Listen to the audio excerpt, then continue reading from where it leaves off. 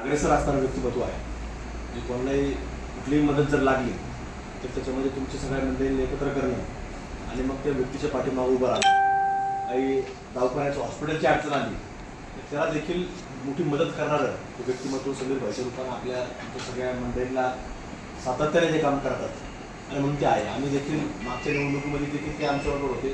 त्यांनी आमच्या विजयाकरता प्रयत्न केले आणि म्हणून तिथले बाकीचे प्रश्न ते सातत्याने समीर भाई मांडत असतात. तिथली अडचण असते ते आम्हाला सांगत असतात. फोनवर सांगणं असेल, समक्ष भेटून सांगणं असेल, असं अनेक वेळा ते सांगत असतात. म्हणून आज देखील त्यांनी तुमच्या सर्वांवर बैठक लावली. त्यांनी आज देखील तुमच्या जे काही प्रश्न आहेत त्याच्या बाबतीत चर्चा देखील झाली आहे. जिमचा विषय आता आपण त्याचा खुलासा केला की काय अडचण झाली, कशी झाली, आणि तो देखील प्रश्न आता जागा तिथं असल्यामुळं कुठली अडचण तिथे येणार नाही. जसं मी आता सांगितलं की निवडणुकीच्या अगोदर ते आपलं काम आपलं चालू झालं आहे. प्रमुख जो मेन रोड आहे त्याविषयी देखील आम्ही सांगितलं. प्रमुख जो मेन रोड आहे त्याचा देखील आपल्याला प्रयत्न आहे की त्याचं संपूर्ण कॉन्क्रीटकरण सुरू करायचं. म्हणजे जे आता डांबरीकरण सुद्धा आपणच केलं. त्यावेळेला कॉन्क्रीटची टेक्नॉलॉजी नगरमध्ये काही लोकांकडे नव्हती, मग आपण ते डांबरीकरण करत होतो. पण आता आपण त्याच्यामध्ये कॉन्क्रीट करायचे सगळे आता लोकांचे प्लॅन्ट झालेले आहेत. आहे प्लॅन्ट तिथं नवीन झाल्यामुळे टेक्नॉलॉजी आता नवीन आपण सगळं पाहतो कॉन्क्रीटकरण होतं. पण जोपर्यंत ते कॉन्क्रीटचं काम चालू होत नाही तर त्याचं देखील सगळं आपण पॅचिंगचं काम आपण बोलून घेऊ की जेणेकरून आपल्याला सगळ्या लोकांना जाण्या येण्याकरता सुविधा होईल.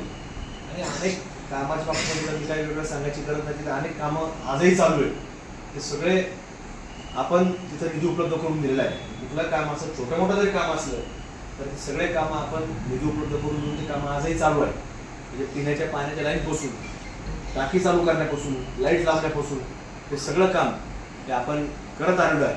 मग ती कामाच्या बाबतीत तुम्ही अडचण काही समजू नका. बाकी तुमचे काही छोटे मोठे प्रश्न असले, काही अडचण आली तर त्याला आम्ही हे सगळं समीर भाई तुम्हाला काय घेऊन आले शेवटी महत्वाचं असतं.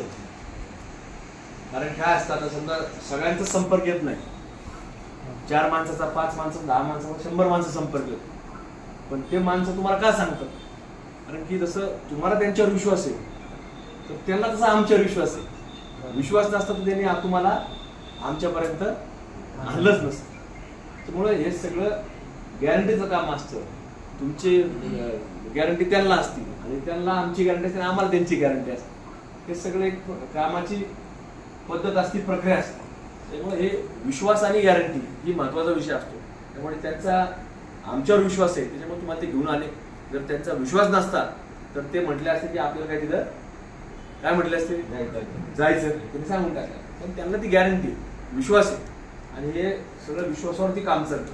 त्यामुळे तुम्ही तसं काय मनामध्ये कुठलाही समज गैरसमज हा करून घेऊ नका. आपल्या सर्वांना चांगल्या पद्धतीने सगळे प्रश्न सोडवण्याकरता त्या ठिकाणी आपण आहोत आणि त्या पद्धतीने आपण काम पुढं करत राहू. तुम्हाला काय अजून प्रश्न असतील, काही शंका असेल, काही चर्चा असेल, आपण संवाद करण्याकरता, चर्चा करण्याकरता या ठिकाणी बसलेलो आहोत. मग तुम्ही आपण त्याच्यावर चर्चा करू. तुम्ही आले, तुमचं मनापासून मी स्वागत देखील करतो आणि तुमचे आभार देखील मनापासून या ठिकाणी व्यक्त करतो.